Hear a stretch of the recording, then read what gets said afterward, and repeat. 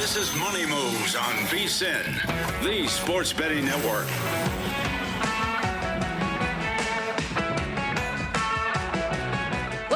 Happy Friday, everybody, as we welcome you into Money Moves on VSiN, the sports betting network, Sirius XM Channel 158. Stormy, Buonantony, Jonathan Von Tobel with you, holding it down here in downtown Las Vegas, Circa Resort Casino for the next 2 hours. Lots to get to on the program today. How are you today?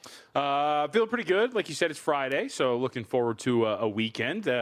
And to watch golf all weekend. So that'll be fun. We have to get through today, though, and if I will be in a good mood today, depending on what happens with Fairway Jesus and Chris Gotterup and a couple of other guys that we have on the fringes of contention today. Yes, we will give a little update as to where things sit out there at Augusta National in a moment. But before we get started here, let's set the table like we always do. Time for the rundown. It's time for the top headlines and topics of the day. This is the rundown.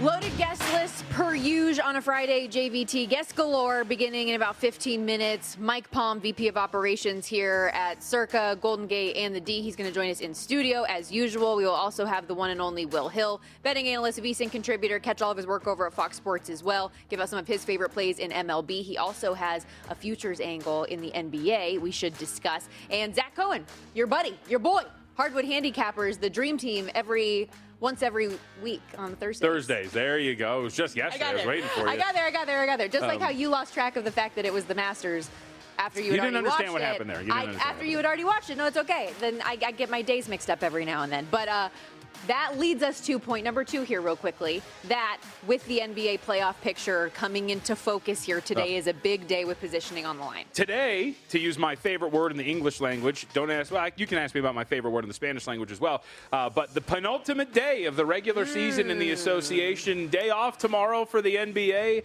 today and Sunday, and then we are all done. The brackets are all set. The play-in is set. So today looms large, a lot of big games, and some are calling this game the Super Bowl, and we'll tell you what game that is when we get to it. I am very excited for that in particular. But you're right, we don't use the word penultimate enough. I feel like it's usually in reaction to the college football playoff rankings. So the penultimate set of rankings. As I love to endear myself to our audience because they're just a bunch of people who love the things that interested me, especially when I was a young child, I found out about the word penultimate. Do you remember the Baudelaire orphan books? Do you remember those things when we were kids? The what orphan books? There was like 12 of them. It was about the series of unfortunate events, like these about these 3 kids that were orphans and like all this sort of ridiculous. Anyway, the second to last book is called The Penultimate Peril, and I looked up what that meant, and I was like, that's a great word, and I've used it ever since. Okay, I have heard of a series of unfortunate events. They're like the Baudelaire twins. Yeah, I didn't know the whole thing. Jim Carrey's in a movie adaptation. Terrible adaptation. Correct, I believe. Terrible okay. All right, geez Louise. That said, we will also get into like a little NBA talk. We'll have plenty of Major League Baseball throughout the course of the show, but it is a big Masters Friday. We're in green for the second day in a row. We're trying to get in the spirit. We will update you on everything throughout the course of the day. Obviously, yesterday, your leaders after round 1, defending Masters champ Rory McIlroy, who shot 5 under, looking to become the 4th repeat champ ever in Masters history. Looked cool as a cucumber most of the day. Sam Burns was also tied for the low score in round 1, had an opening round 67, lowest of his 13 rounds ever at Augusta. Had a lot of success hitting the greens. A slightly slower start today, was even par through 4, had his first bogey of the day on 5, so he's now sitting 4 under for the tournament. Meanwhile, Terrell Hatton skyrocketing up the leaderboard here this morning. He is now 5 under, shooting 7 under for the day and a tie for first. Yeah, you do wonder, a day like today, and you mentioned really good scoring opportunity, and the course seems to be scoring well overall for some of these guys. So I wonder how much farther away the winner will be from the scores that are ultimately up there right now. There's a thought that maybe we're going to still float around like this 5, 6, maybe 8 under. If the course plays like this, maybe some of these guys are going to tear this thing up. But the whole point here being is that if you don't have somebody that's right now 4 under or 5 under, I still think you have a shot to maybe get back into this thing. So I'm holding out hope for Tommy Fleetwood, holding out hope for Gotterup. Gotterup's only 2 under 3 back, so I think you've got plenty of opportunity here. You were commenting before we came on the air, the projected cut line right now at what now is moved up to 3 over. 3 over. But it is a spot where a lot of people are bunched up, and I think you could have some upper mobility, especially for some of these guys that are just getting their day started right now. Well, and when we talk about how difficult the course played yesterday and likely into the weekend, because there wasn't really any rain coming into this weekend's event, the forecast throughout the rest of the weekend looks pretty solid as well, that we won't see it either. a lot of the guys post-round yesterday were discussing the difficulty and just kind of how hard and fast these greens are right now, including Patrick Reed, who is currently T3 right now, 4 under for the tournament, 1 under through 3 today, just birdied the third hole as he gets started. But take a listen to Reed on the conditions. Yeah, it definitely has the teeth in it to make it really, really tough. I mean, the greens are already getting firm, crusty, and bouncy. 17 is always one of the firmest greens on the golf course, and you could tell when you're walking on it and trying to fix a ball mark. I actually broke one tee on the hole trying to fix a ball mark. So you already know it's going to get crusty. You know it's going to get fast. And you know it's going to take a lot of patience. You're going to have to hit the ball solid and put the ball in the right spots. And when you don't, you know, be patient and try to minimize errors. And I want to dovetail that into Jon Rahm as well, if we can get that sound set up, because obviously he was one of the more popular plays coming into this weekend. Sure. He was one of my outrights. Yes, one of your outrights. He was one of the short shots. Had a better start to the front 9 today, although did bogey on 9. Even par throughout the rest of the back 9 right now. But 5 over for the tournament right now. He has mightily struggled and discussed just how difficult this course is in particular when it's not been your day. Well, it's a very hard golf course, so some other plays I might have been able to manage a respectable round, but when you have no feel with the swing whatsoever, it's just this is not an easy one. So what I manage, hopefully get some physio, get some dinner, get something positive going in that sense, and tomorrow's a new day, you know. It's going to be a very much more uphill battle right now, but I'm going to have to come out tomorrow and most likely post something in the 60s to have a chance to make the cut and give myself a chance in the weekend. He's got 3 more holes. You think he can make the cut? I don't know. It's going to be difficult. If the projected cut's at 3 over, he's got 3 left, and he's at 5 over for the day. Or excuse me, 5 over for the tournament, 1 under for the day. So it is getting late early for Jon Rahm, and he better hurry this thing up. So I would say right now, no, unless you can get a birdie here and hope that the projected cut drops for you, and you can get just inside of it. But as it stands right now with the way that he's playing, I would assume that he is not going to be able to make the cut here. Bryson, too, right? Yep. 5 over for the tournament as well right now. They're both in that T55 spot. But all of the talk about these two was the form that they're in right now, what they've been able to do on LIV, what's it going to look like when they're out here at Augusta. They have the experience, and it has not panned out that way at all. I mean, those are the big names, but there's even, I heard a lot of Robert McIntyre heading into this tournament as well, and he's 7 over, and he's not going to come anywhere close to the cut line. We know what's going on with Morikawa and the health, but he's at 2 over, flirting with potential disaster at this point right now, too. So there are quite a few names that we expected to potentially be competitive here that are flirting with not missing, or missing the cut. A guy like Adam Scott should be able to make it. He's done for the day, but still, you're at least watching a little bit because he's at 2 over for the day right now, and he is done. So we will see if that is going to be something that makes a difference. But pretty disappointing, obviously, from these guys, and for me as well, because I have Jon Rahm as one of my Well, I have DeChambeau, so like we're in this together. But we have talked about this. We have some ups and downs, though, because you have Chris Goddard up as well. I have Xander Schauffele, I have Justin Rose. There's a few of these players that we did select that are playing well right now. Rose is incredible. Can I mention this really quickly? According to Data Golf for today, and what do we have for Rose? Is he done for the day, or is he through? He's through 14. So he's through 14 right now.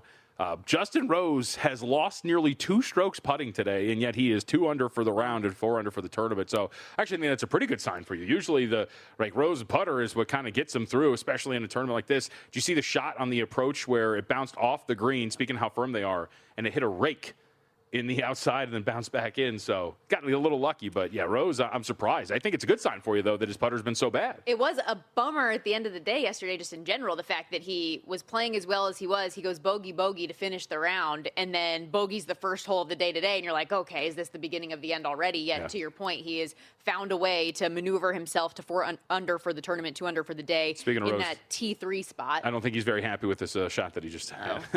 Oh, joy. He is complaining quite a bit right here. Also in that T3 spot, Wyndham Clark, who had a nice surge today after an even par round 1, shot 4 under today to catapult himself into that spot. My Minwoo Lee bet. Oh boy. Still got a shot. Yeah, is he still 11 over, or is it worse now? No, he's done. So it's 11 over. Is 5 that where he over closed for the out the day? Yeah. So I didn't see him at the final. Yeah, T86, baby. Yeah. Don't think that's going to go. No, you're not going to make the cut there. Sorry, buddy. Man, I was so high on him. He finished T12 or better 4 of his last 5 starts. I thought he was in good form.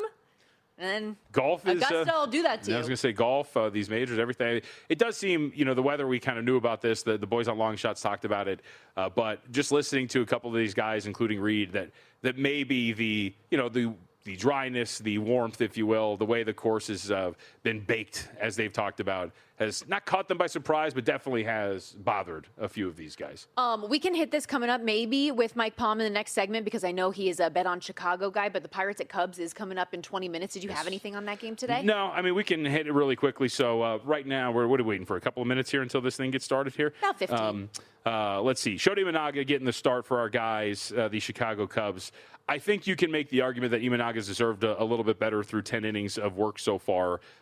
Underlying numbers would say so, and really it all just stems from one start. The opener against the Nationals, he gives up 4 earned runs over the course of 5 innings, but the last start really settled in. So for its totality so far this year, Imanaga, 10 innings pitched, a 4.50 ERA, but a fielding independent of the 3.15. You look at some of the contact numbers as well. He's done a good job. Barrel rate's pretty low for the most part. I think that he's going to look much more like his last start here than, of course, what we're looking at in the first start. So can understand why the Cubs are priced the way that they are against the Pittsburgh Pirates. Didn't have anything on our guy. What's our guy's name? Carmen McGinsky. McGinsky. There we go. It's McGinsky, although it's spelled MLODZINSKI. Come on. And it's been ping-ponging back and forth. Got to as low as minus 138 for Imanaga. The total, by the way, also ticked down from 7.5 to 6.5. Weather apparently looks to be a little bit cold out there at Wrigley. Wind blowing in, and that'll help do it. We got to step aside. But like I said, Mike Palm going to join us coming up next in studio here at Circa. Stay with us. So you're listening to this podcast because you want an edge. But what if I told you you're only halfway there? You've got the mindset. Now it's time to get the toolkit to match. Here's the thing. Pro bettors spend thousands on data and tools. But what they don't want you to know is that you can get the same edge for a fraction of the cost with VSiN Pro. VSiN Pro gives you access to expert picks, public betting data, prop projections, powerful tools, analytics, and more. Just tap the link in the description and see why thousands of bettors are already using VSiN Pro to cash more bets.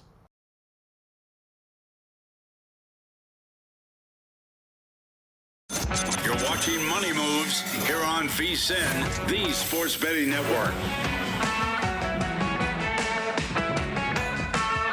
We always talk about all the great pro tools available at VSiN.com each and every day. And right now, no subscription needed. You can check them all out for free. Access the MLB and NBA prop projections tool powered by Opta AI. Plus, real-time bet splits from both DraftKings and Circa. Pro-level tools, no cost, but just for a limited time. So check them out while you can. Head over to VSiN.com today and start getting after it. Again, that's VSIN.com.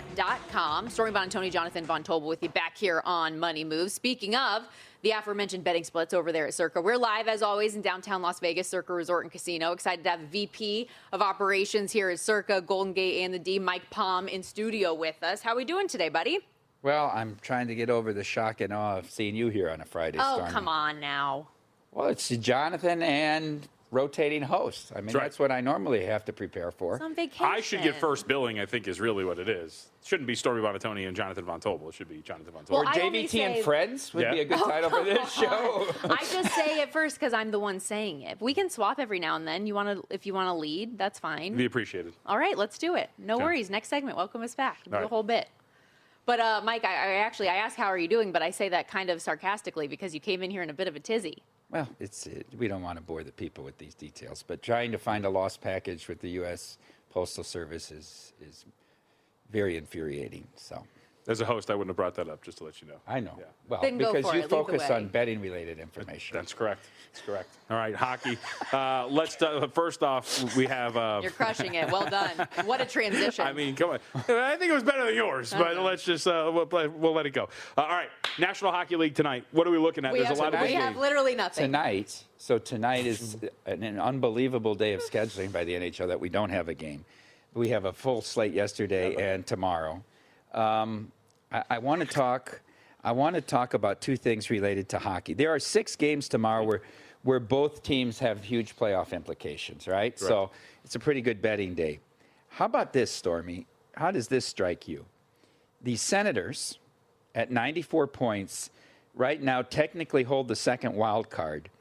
but have Detroit, the Islanders, and Columbus all chasing them at 91 or 90 points. And Philadelphia's in that mix, too, right now, holding on to the third spot in the Metro. Montreal has 104 points. Right now, they would be the 2 seed in the Atlantic. If they should tie Buffalo, though, they have the tiebreaker with regulation wins. So they have a chance to win the Atlantic. The worst they could be is third in the Atlantic. They are 2 points ahead of Montreal, all 3 of those teams. Well, Buffalo only has 2 games remaining. Montreal and Tampa Bay have 3. And yet, every book I've looked at, the future prices on the Senators are shorter than the Canadians. Yeah. Is that just Do you because agree people with like that? Ottawa? No. Do you agree?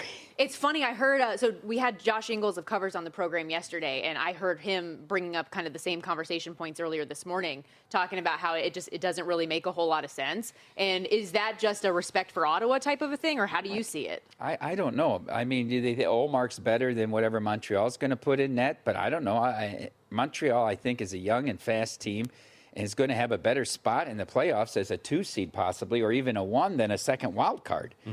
And the second wild card's going to have to, I guess maybe the argument is the second wild card could get Carolina and then fall into the Metro side of it, and easier to come out of the Metro than to fight your way through winning 2 series in the Atlantic. I don't agree with it. And I think you still have to wonder about Allmark in the playoffs and Allmark's mental stability given everything that's happened. I know they're getting healthier on the blue line, and they've played well lately, but I don't have a better opinion of Ottawa than I did at the beginning of the season. I mean, that start he missed last week, right? He came out and said afterwards, he was like, I wasn't mentally in a position to go. All right, let's give you a actionable here. I really like the Predators tomorrow at home. I get it's a Malinsky, so temper that a little bit. But I watched Justus Onen play in Anaheim on Tuesday night. He was unbelievable. Is he better than Saros? He's Is he better than Saros at this point? He's playing better than Saros. Saros wasn't particularly great last night in Utah. Onen is so big. Like, he doesn't have to move. He's just such a big goalie that he can stay there and stay deep in the net. I think the Wild have shut it down now. They got beat in Dallas last night. That was a really good game. I think they're resigned that they're going to be the 3 seed in the Central, and they're going to have to go and win at Dallas and win at Colorado. And I think they will shut it down at this point. Gus played last night, so it's probably the Wall of St. Paul. I like Predators here in a game they have to win against a Wild team who's probably going to shut it down the last 3, plus 115 at home tomorrow afternoon. Do you like them as well potentially for that final wild card spot? I hate that the Kings have, now. The Kings have they're a point up. They have an extra game, and their schedule's not that hard. I mean, Nashville's got to win 3 and hope the Kings give away some points somewhere along the way. If they would have won in Utah last night, I would have said make the bet, yes, to make the playoffs. Obviously, it wouldn't be plus 475 like it is now when they didn't get any points. They have Minnesota, San Jose, Anaheim remaining. The Kings have Edmonton coming up, Seattle, Vancouver, Calgary. So they've got a couple cupcakes. I know. That's the problem, the Kings schedule. Technically, the Jets and Sharks are still alive for the final wild card spot also. Forget about that now. Forget about, as I said last week, forget about your Celebrini Hart tickets. Enough, Jonathan, enough. Not me, Jonathan, by the way. No, Jonathan Davis. For our audience, want to make sure. He's still waiting for Austin Matthews. Yeah, I still got Austin Matthews at 18-1 to win that thing. Who wins the Pacific? Is it Edmonton? It should be Edmonton. I believe it's Edmonton. I believe they're the best team even without Draisaitl right now. I think they've tried to go back to playing a defensive style of hockey. I think McDavid and the veterans sent a message to the young kids in San Jose the other night with that beatdown. San Jose really disappointing in 2 games that they needed. They come out and they have 3 shots on goal in the first period against Edmonton. They didn't get their first shot on goal till 13 minutes in on the Duck Pond last night. And for the first time since the Olympic break, the Ducks had a game in which they didn't trail. Think about that. Ooh. They had trailed in 22 straight games and had lost 6 in a row heading into last night. Speaking of that shot differential, did you see the Toronto? That's why I don't believe in the Islanders. You're out shooting a team like 43-7, and it's 2-2. Still tied 2-2. It's 2-2. Sorokin's been terrible for a month. Nobody wants to talk about that. I'm very surprised Pete DeBoer took that job because I think he could have held out and got either the Montreal or the Edmonton jobs when the season's over. Unless Edmonton wins a cup, I think they make a change. I understand the appeal, though, of Matthew Schaefer and like the young up-and-coming talent. I mean, I don't like that roster other than those 2. Yeah, Sorokin's been Vezina caliber the majority of the year up until recently. But I think, did DeBoer make his decision based on those 2 players? Maybe. I think they're a fraud, the Islanders. I don't think they make the playoffs. I've said it. How do you give up 3 goals, 4 straight goals, 5 straight goals in games? It's not a playoff team. Trying to pull up that price right now for where they are. Make plus 190, missed minus 230. The Flyers, so you think the Flyers ultimately get that spot then? Yeah, they're tough. They're still on the road. Now they got to go to, and that's another game. Don't worry, even the Red Wings, even though the Red Wings beat them yesterday, That's okay. I still think you're good. Yeah. He I has have them to miss the playoffs, the Red Wings. Oh, you'll be all right. Yeah. They're blowing that game against Columbus the other day. Yep. They keep losing these games with a minute to go in regulation, and you need the regulation wins too, not only the 2 points. That's why I was kind of hoping yesterday because the Flyers have been playing so well. So I bet them yesterday, and I bet them when they went down a goal 1-0, and then they tied it, but then the 5-on-3 and it got away from them. I was just thinking that Detroit had had some heartbreak recently, maybe a little bit disappointed because they aren't in a position really to get a playoff spot anymore. But no, they end up winning, what was it, 6-3 is the final there ultimately. Anything else big picture hockey, or I guess tomorrow that you like? That's what I like tomorrow. I really like Senators-Islanders is obviously the biggest game on the day. I really like the Predators. That's my one play that I've made already, plus 115. You know, Mike, get a lot of good information. How'd you get a hold of that information? I have contacts that I maintain a professional relationship with that is able to help me out here. That's a segue, baby. Are you leading me into something? Of course. I mean, the art of gathering information is something very delicate, and especially when you talk about with other people. It's very hard to. First of all, I'm friends with Vrabel's wife. She was a year behind me in high school. She was the best volleyball player in the country, Jen Boleyn, and then they met at Ohio State. She was incredible. So it's a difficult situation, and we don't know everything. I mean, the pictures and all of this, but it brings up a bigger topic overall, and that's things that people have to do to become insiders or curry favor and relationships in order to get information.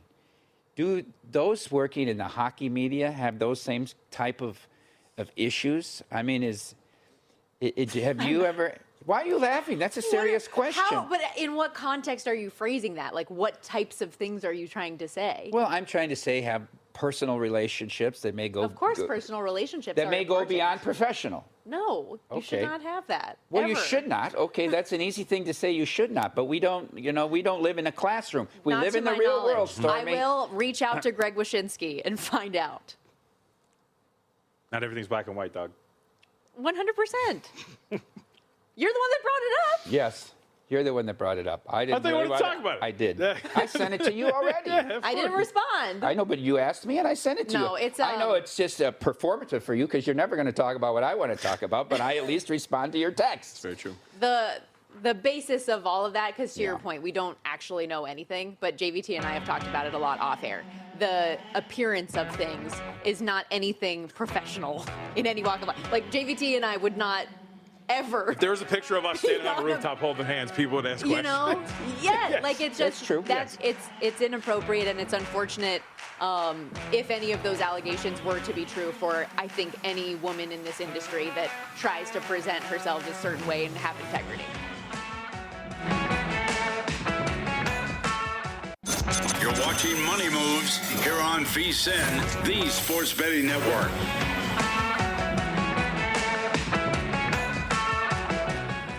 Rory, 1 under on the day to maintain that solo top spot right now at the Masters as we roll on here. Money Moves, VSiN, the Sports Betting Network, Sirius XM channel 158. Also underway, Pirates Cubs currently in the bottom of the first, but scoreless as we get started here. Going to talk a little bit more baseball with our good buddy Will Hill, who joins us here on the Progressive Guest Line, host, of course, of the Shoulda Bet More podcast. You can download and subscribe wherever you get your podcast. VSiN Contributor, Fox Sports Contributor. What's going on, buddy? How are you? What is going on? I am well. Thanks for having me on. Hopefully I can match the entertainment of between segments, but I'm not sure that I can.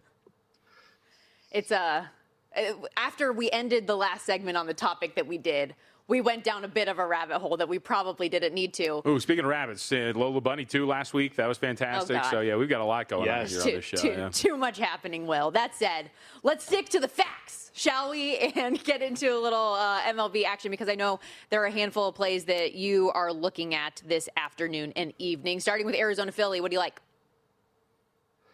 Yeah, I'm going to go under 4.5 in the first 5. I talk about this a lot, where that half a run is so key in the first 5, whether you're getting a half a run on the run line or you're getting 4.5 in the total, because I always give the example of, 2-2, both teams score 2 runs. You want to be able to win on that half a run when you get the first 5 run line, and you want to be able to win on the under, where you got a little wiggle room. And to me, Soroka, kind of an underrated pitcher. The numbers this year are not pretty, but the numbers last year, which is obviously the much bigger sample size before he got injured and couldn't participate in the playoffs, the expected ERA was a run lower than the actual ERA. He gets ground balls, he gets swings and misses. I think he'll be okay here. He's got enough of an arsenal to keep those lefty bats in a small ballpark for Philly off balance. And to me, Luzardo's really good. You stay away from the bullpens, especially that Arizona one, which can be trouble. So I'm going under 4.5, first 5 here, Phillies and Diamondbacks. All right, let's talk about your Yanks on the road against the Tampa Bay Rays. Luis Gil's going to make his season debut. Looked like Luis Gil, for the most part, AAA. I know he walked about 3 guys at his last rehab start, was just himself. He opposes Mats. What do you think that means for this game today? Yeah, 8 base runners, I think, in less than 5 innings in the rehab start. He had a horrible spring. To me, the 8 looks a little cheap, and I'm usually more under than over. I don't like to play a lot. Not that I don't like to play overs, but I just I don't know. I usually opt for the unders. To me, the 8 is a little low here. And remember, 4 + 4 = 9, because if each team scores 4 runs, you obviously have to have a 9th run from somewhere. Yankees are going to get their full complement of at bats being on the road. And I think there's just a little bit of an overreaction to the fact the Yankees bats have gone cold here. And cold is the operative word, because the last 2 nights in New York, it's been freezing cold, 30, 40 degrees. Guys bundled up like it's the middle of winter. Wednesday night, they scored 2 runs in the first inning, I think before anybody was out. Since then, pretty much 18 scoreless innings. They got shut out in 1 hit yesterday, and they got silenced the rest of the game on Wednesday night against Severino in that A's bullpen. It's early. It's cold. Now you go to more of a controlled environment here. Nats is a journeyman. Heel has been shaky. I think you get over the 8 here. Again, I don't like to play a lot of overs, but I think you could see some runs here tonight. Yeah, it was weird actually going through the MLB stats page earlier today and seeing the New York Yankees tied with the Mariners for dead last in Major League Baseball in hits right now. That's just not something we're accustomed to seeing. But big picture for this team, not only today, you think this is a short-term issue, short-term problem, because they're still, 13th in runs despite that stat. Yeah, they'll be fine. That offense is fine. And I talked about it a little bit over the weekend. Might as well recycle a little bit, because I did my Fox column on it. Ben Rice, he's down to 65-1 for MVP. I gave it out over the weekend at 150-1. We starting to slowly trickle down. If you look at the advanced stuff, not just this year, last year, hard hit rate, expected batting average, exit velocity. He's not a good hitter. He's an elite bat. Now, last year, limited action, under 500 at bats. He was platooning with Goldschmidt. He got like 470 at bats. He hit a quiet 26 homers.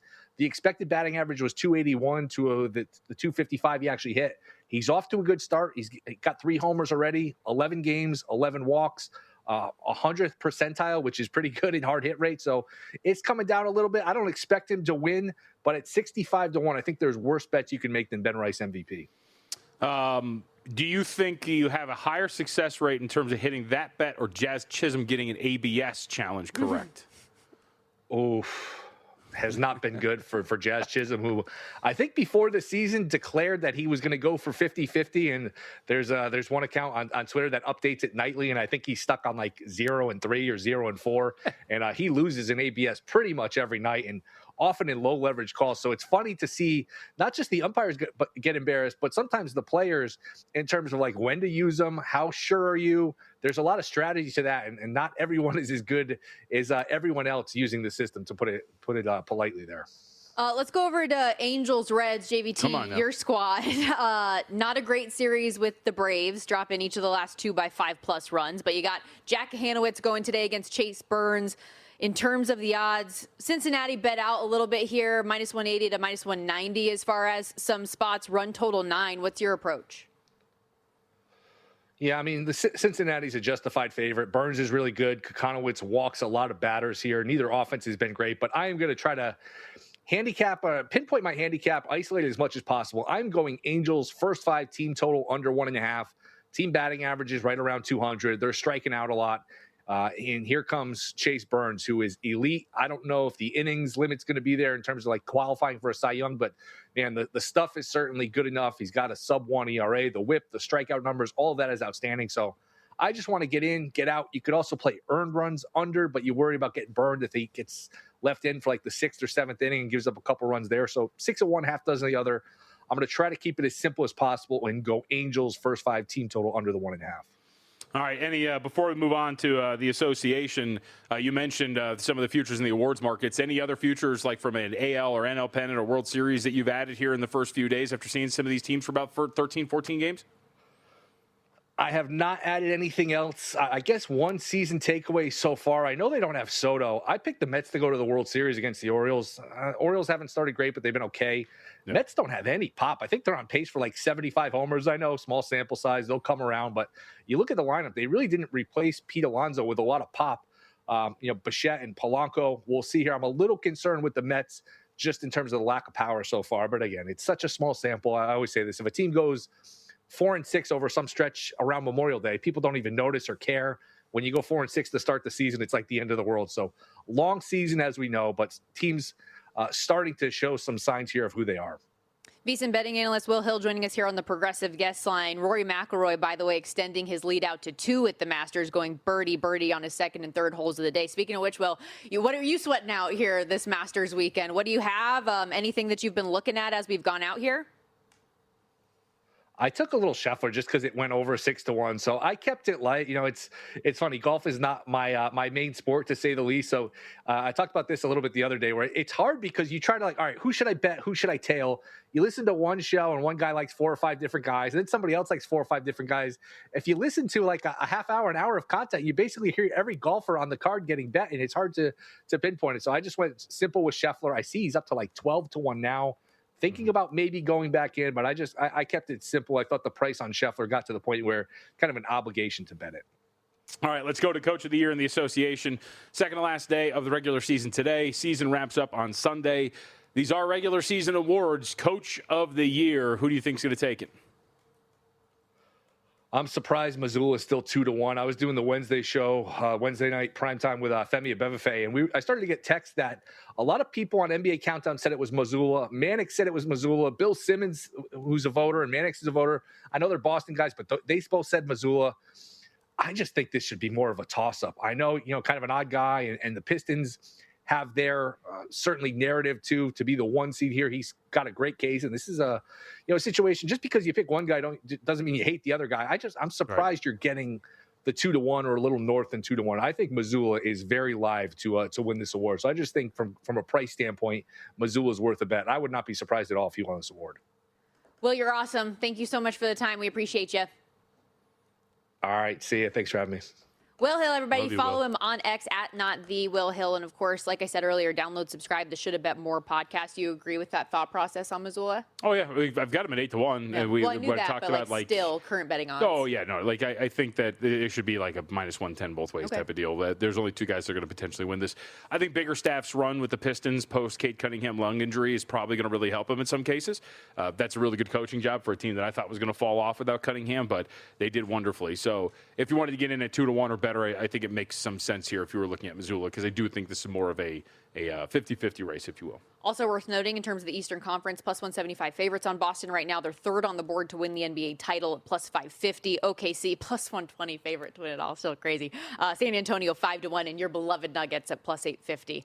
Before we head out of here, do want to remind you, obviously, when you listen to VSiN, you watch us all the time. You are looking for picks, ways to bet on all of these games, and you can get free picks backed by real analysis right now with Just Win Bets, baby. They've got mathematical models, AI-driven best bets across all sports, including the NBA and NHL as we approach the postseason right now, UFC, soccer, once we get to football, all of that action, plus a live weekend preview each and every Friday. Today's the day. Subscribe on YouTube, follow on X, and you can get the free daily Best Bets newsletter at justwinbetsbaby.com. We got to step aside here, but cruising along when we return here on Money Moves. Don't go anywhere. VSiN, the Sports Betting Network.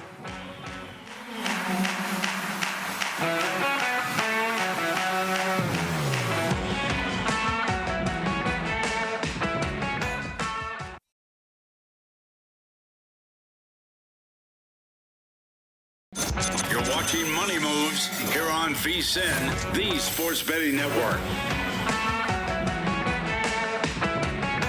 Is this a thing that guys do that guys do to like be tough or show you're strong? You just like hit yourself? Is that a thing? I wasn't hitting myself. You were. I was there's a difference between a slap and a hit. Is hitting yourself, is it right? not? And like, no, I mean, I guess technically that yes, but hitting. What's the word I'm looking for here? It makes one think of like a closed fist and whatnot. That's not what I'm doing. I've told you about my my punching thing is wrong. You punch with your thumb in. No, I punch with it up like a thumbs up. It's ridiculous. But I don't know. I feel very uncomfortable so how are you supposed to do it? With a thumb out? That's just like down, and you're supposed to punch with your front two knuckles, I believe. I don't feel like that gives me the momentum I need. The thumbs up really, I feel like, can get it going. I mean, in theory, if we're really being technical about it, the thumb up would actually create drag and slow your punch down. All right. Get out of here. Anyways, what was the purpose of you hitting your shoulder? We're just trying to like, oh my gosh, I have so many muscles now because I accidentally have been lifting 10 extra pounds the last week. I was telling you about that. That was great. I was doing the math wrong on the bench press and all the other ones, and it's a fantastic discovery to find out that you're stronger than you really are. No, by the way, no, I'm not going to bring that on the air because you were rude to me about. I was rude to you? You made a comment to me yesterday, and I just didn't really appreciate it. I'm already insecure as it is, and.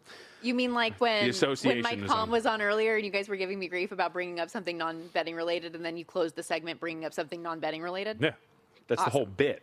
Either way, I am very happy because we're about to get to the best time of the year. It is going to be the NBA postseason. And the NHL postseason. Yeah, but let's not steal the glory. Sunday's the last day for the NBA regular season. Today is the penultimate. Thank you. The penultimate day of the NBA regular season. We have some very good games. Having said that, we should set up what I believe to be and what many are calling the Super Bowl of the NBA season later this evening, because we have a titanic clash between two foes later tonight. And I will not set this up properly. I will not do it. It's due diligence and justice.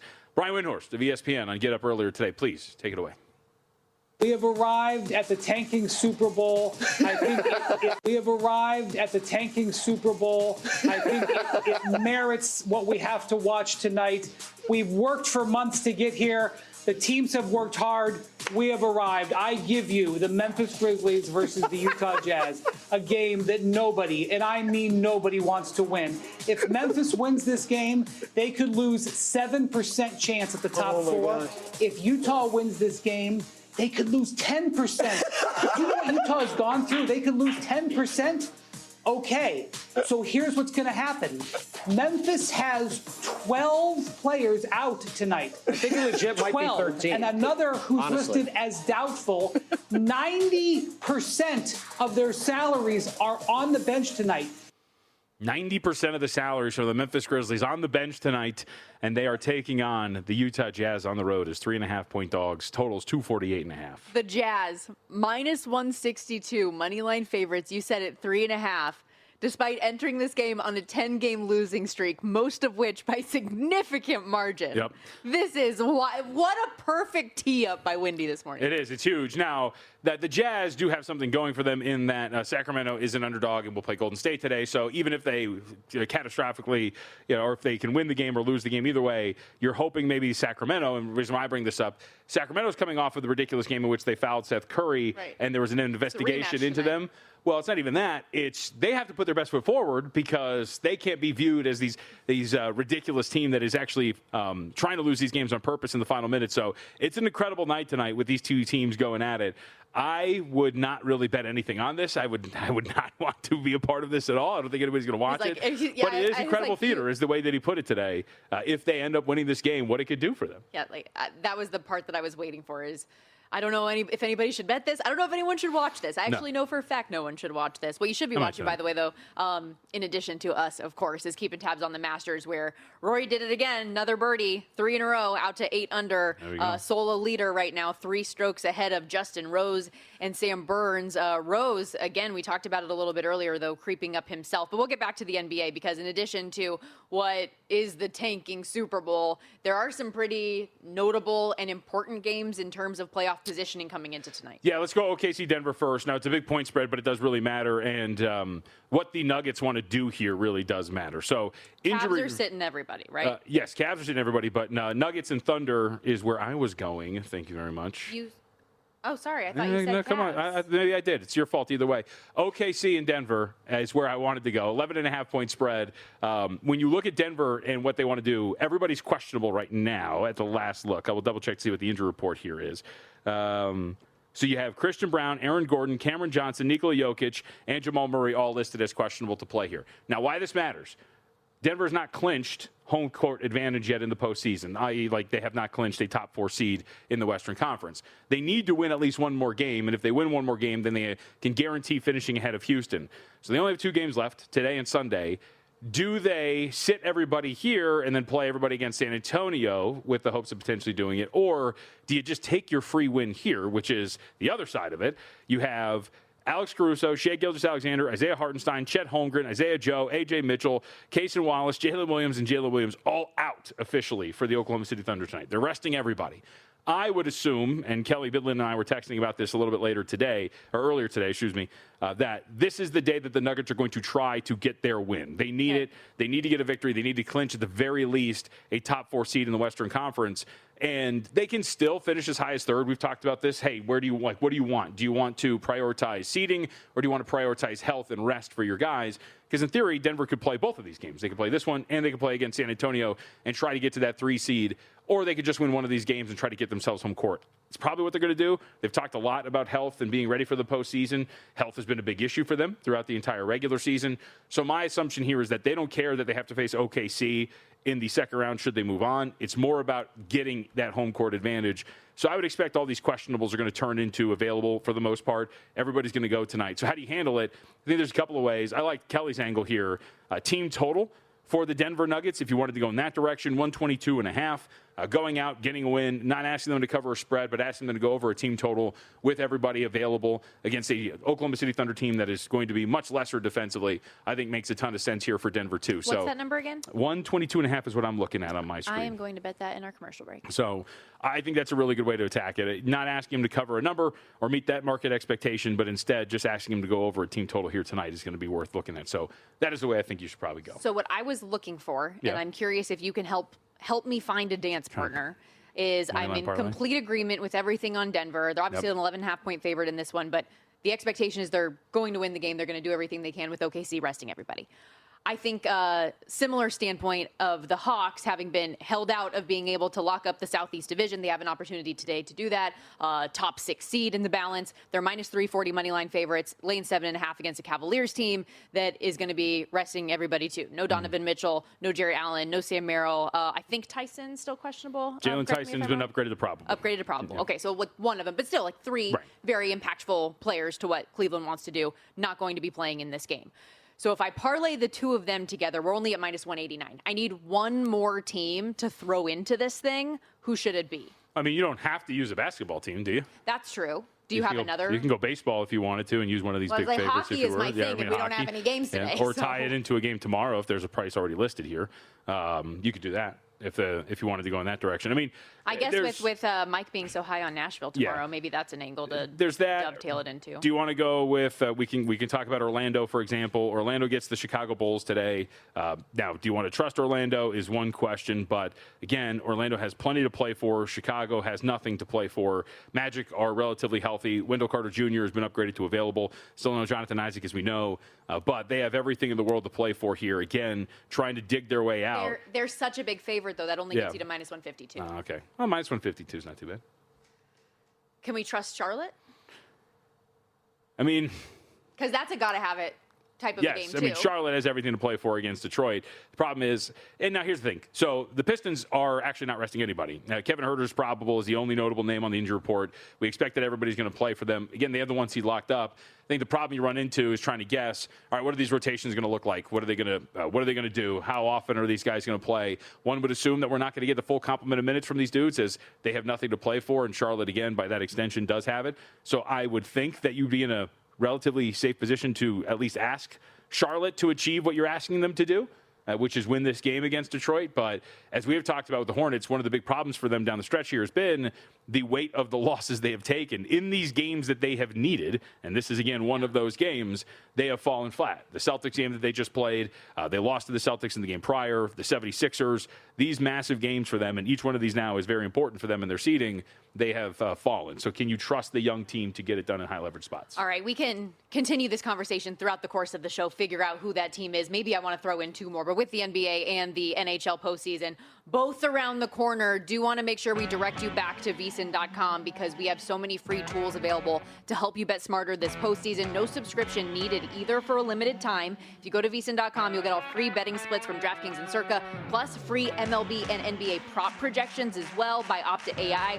All available for you today. No sign-up required. Plus, you can get VSiN Pro for just $9.99 your first 30 days if you do want to sign up on that full-time basis. Check it out today at VSiN.com.